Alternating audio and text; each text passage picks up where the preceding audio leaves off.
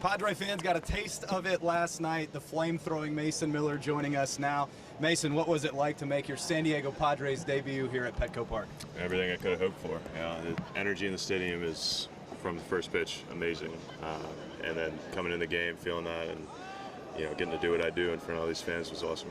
Getting to do what you do, which is throw really, really hard. I almost half expected a 105-mile-an-hour fastball out of you, considering you'd be all juiced up with this crowd here. But just what does it mean to be able to play in front of a crowd like this, a stadium like this, an atmosphere like this? It's a blessing. I consider myself extremely lucky to be here and to have this opportunity, and everybody that had faith in me and this organization to give up what they did to get me here. I feel really, really blessed and excited. And kind of to that point, obviously, you know the deal, you know the package, everything that went into it. Is there any added pressure on your end because of how massive that deal was to get you here to San Diego? No, I think the pressure is what you make it. Pressure is a privilege, and each one of us has pressure each day. It's just how you respond to it. So yeah, I'm just gonna keep doing what I do and face the same lineups I've been facing all year. Just with a different uni on. You have a whole new group of fans getting to know you, getting to learn about you. Your story is pretty incredible. I mean, from Division III to throwing 103. Can you kind of talk about your journey here to the bigs? Yeah, my journey definitely unique. I was diagnosed with diabetes in 2018, 20 years old. I was a sophomore in college at that point, playing Division III baseball.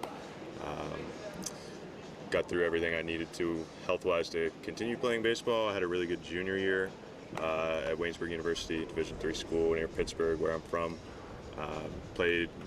Went back to play my senior year. That was 2020, so we played 10 games. Got an extra year eligibility, transferred to Gardner-Webb for the following season, and had a good year there, and the A's drafted me out of there in 2021.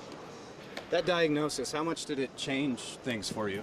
Yeah, I think it had a shock factor. At first, I really had no idea. I knew of diabetes. I didn't know type 1, type 2, anything like that. And type 1 is also commonly referred to as juvenile diabetes. So at that point, I was 20 years old. So I kind of felt like I was past that point. But some people do get diagnosed a little later on. And it was really a seamless, one learning experience. And kind of at the end of the day, it's get out, live life, and learn about how your body responds differently to different things. Adrenaline in the games, different foods, things like that. Kind of just become real habitual, which kind of lends itself to being a ball player since we have a lot of habits. But it's kind of just living and figuring it out. Very well said. On a different note, you're one of the few people on the planet that can throw a baseball 104 miles an hour.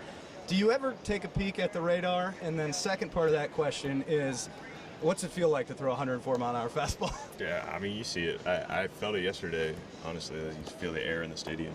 See it pop up on the board, and everybody sucks a little bit of air out. So it's cool, but at the end of the day, I'm trying to execute a pitch, and maybe I look up and see the metrics, see where I'm at. But at the end of the day, when I get on the mound, I'm not thinking about trying to throw it as hard as I can or anything like that. I'm just trying to be consistent and execute.